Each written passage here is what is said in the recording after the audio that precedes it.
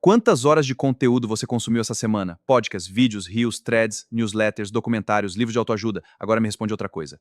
Quantas ideias originais você teve? Não ideias que você leu em algum lugar. Não opiniões que você absorveu de alguém. Ideias suas. Pensamentos que surgiram do silêncio, da reflexão, da sua própria cabeça. Se você ficou em silêncio agora, esse silêncio é a resposta. A gente vive na era da informação. Mas será que vivemos na era do pensamento?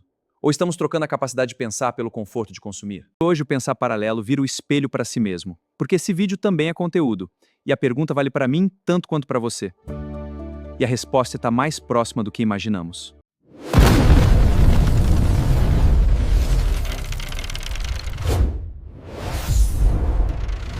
Os números que assustam. Uma pessoa média passa hoje mais de 6 horas por dia consumindo conteúdo digital. São 42 horas por semana. Vamos ver isso em um gráfico. Mais do que uma jornada de trabalho inteira. Mas não é só a quantidade, é a qualidade do que esse consumo faz com o cérebro. O cérebro no modo consumo. Quando você consome conteúdo passivamente, rola o feed, assiste vídeos, ouve podcasts enquanto faz outra coisa, o seu cérebro entra num estado que os neurocientistas chamam de processamento superficial. As informações entram, criam uma sensação de conhecimento e evaporam. Você já teve a sensação de ter lido muito e não lembrar de nada? Isso não é falha de memória, é o modo consumo funcionando exatamente como foi projetado. O filósofo Byung-Chul Han fala sobre o paradoxo da saciedade sem nutrição. Ele chama isso de sociedade do cansaço. Uma sociedade que produz e consome sem parar, mas que está profundamente vazia. Você pode comer fast food o dia inteiro e ainda assim estar desnutrido. Da mesma forma, você pode consumir conteúdo o dia inteiro e ainda assim estar intelectualmente vazio. A sensação de estar informado não é o mesmo que estar pensando. O que o pensamento profundo exige? Pensamento profundo, o tipo que gera ideias originais, que resolve problemas complexos, que transforma quem você é, exige algo que o consumo de conteúdo destrói sistematicamente. Exige o tédio, o silêncio, o tempo sem estímulos, coisas que o consumo de conteúdo destrói sistematicamente. O neurocientista Marcus Haickel descobriu que quando o cérebro não está ocupado com estímulos externos, ele ativa a rede de modo padrão, a região responsável por criatividade, introspecção e consolidação de memória. Seus melhores pensamentos não vêm quando você está consumindo. Vêm no banho, na caminhada, no momento antes de dormir, quando você finalmente para. Se o pensamento profundo exige tédio, e você eliminou o tédio da sua vida, o que você está perdendo sem saber? 25 séculos atrás, Sócrates recusava escrever suas ideias. Não por preguiça, por princípio. Ele acreditava que a escrita criaria uma ilusão de conhecimento, que as pessoas leriam palavras sem entendê-las e achariam que sabiam algo. Platão registrou essa crítica no diálogo Fedro, onde Sócrates conta a história do deus egípcio Tote, que inventou a escrita e a ofereceu ao rei como presente. O rei recusou.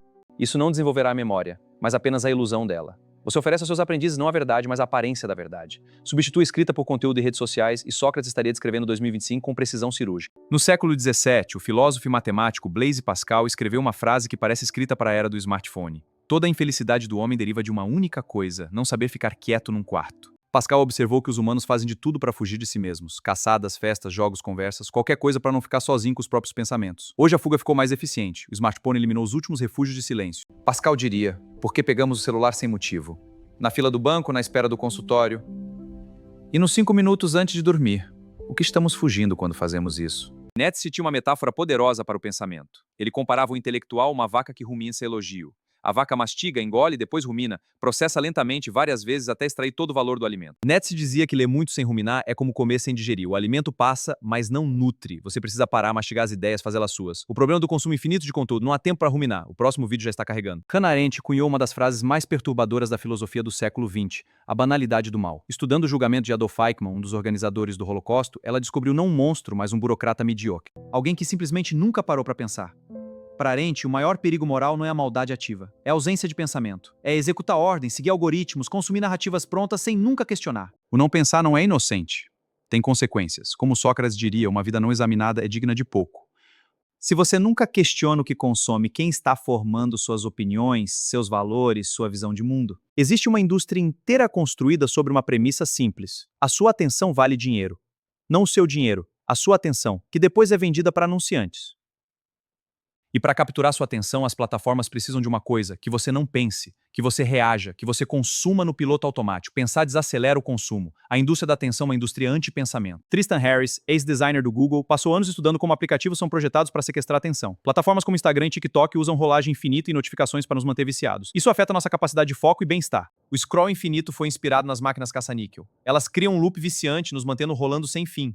E a notificação vermelha ativa o mesmo circuito de recompensa da dopamina. É uma manipulação psicológica. Então, mais crítico e contemporâneo, pode usar exemplos concretos de plataformas. Cada detalhe foi testado por equipes de engenheiros e psicólogos para maximizar o tempo que você passa sem pensar. Você não está usando um aplicativo, você está sendo usado por ele. Mas espera, e o conteúdo de qualidade? Podcasts intelectuais, vídeos filosóficos, cursos online?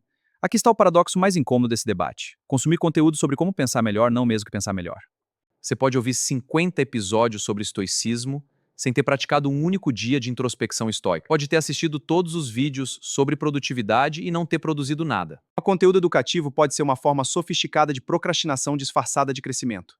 Isso inclui esse vídeo, que você está assistindo em vez de pensar. Quanto do conteúdo que você consome virou ação real na sua vida e quanto virou apenas a sensação confortável de estar se desenvolvendo? A distinção real não é entre consumir e não consumir, é entre consumo passivo e consumo ativo. Consumo ativo é quando você lê com uma caneta na mão, quando pausa o podcast para anotar uma ideia. Quando eu assisto um vídeo, depois fico 10 minutos em silêncio digerindo. O conteúdo é o começo do pensamento, não o fim. Eu quero propor um experimento. Quando esse vídeo acabar, não clique no próximo. Não abra o telefone, não coloque um podcast, não faça nada. Fique 5 minutos em silêncio com o que você acabou de ouvir. Observe o que acontece. Quantos segundos até o impulso de pegar o celular? Quantos segundos até o desconforto do silêncio? Esse desconforto é importante. Ele marca o ponto exato onde o consumo termina e o pensamento poderia começar, se você deixasse. Sócrates dizia que a vida não examinada não vale a pena ser vivida. Mas examinar a vida exige parar de consumi-la por um momento. A pergunta do canal Pensar Paralelo não é o que você sabe, é o que você pensa. E essas duas coisas são muito diferentes. Deixa nos comentários quando foi a última vez que você teve um pensamento genuinamente seu, que não veio de nenhum conteúdo que você consumiu. Eu sou Rony Aganetti, isso foi Pensar Paralelo.